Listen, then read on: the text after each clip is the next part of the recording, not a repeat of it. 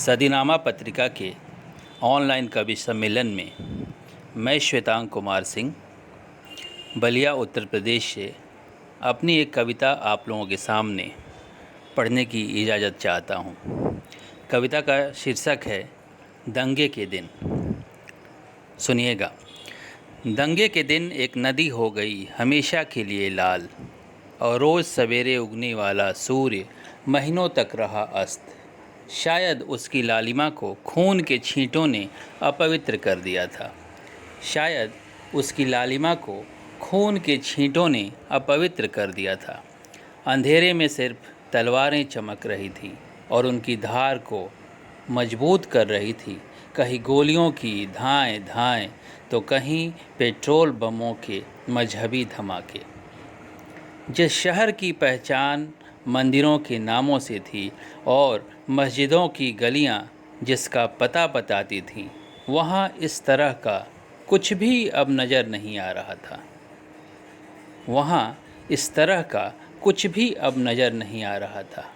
चारों तरफ बिखरे हैं बड़े बड़े पत्थर, झुलसे हुए चेहरे, छत विछत शरीर, उजड़े हुए घर, परिवार के एकाध बचे लोग और अपनी माँ को खोज रहे दूध पीते मासूम, जिनके आंसुओं को दंगे की आग ने सोख लिया है।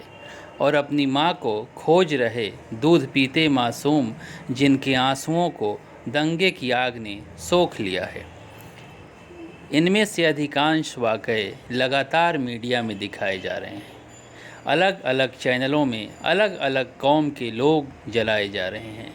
अलग अलग चैनलों में अलग अलग कौम के लोग जलाए जा रहे हैं, पर वहाँ मृत मिले हैं कुछ बेकौम जानवर, निर्दोष पक्षी और मासूम बच्चे, जिनकी आत्मा लगातार ये पूछ रही है कि दंगे क्यों होते हैं, ये कौन करता है, वह कौन है जो इतनी क्रूरता से मनुष्यता जलाता है, वह कौन है जो इतनी क्रूरता से मनुष्यता जलाता है।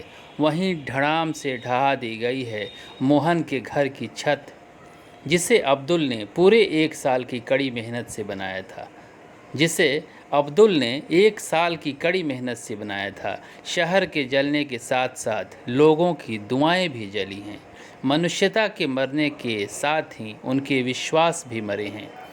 जहाँ सब कुछ इतना डरावना और भयानक है, वहीं कुछ लोग अभी भी निडर हैं। दंगे के बीच डटे हैं मनुष्य की तरह।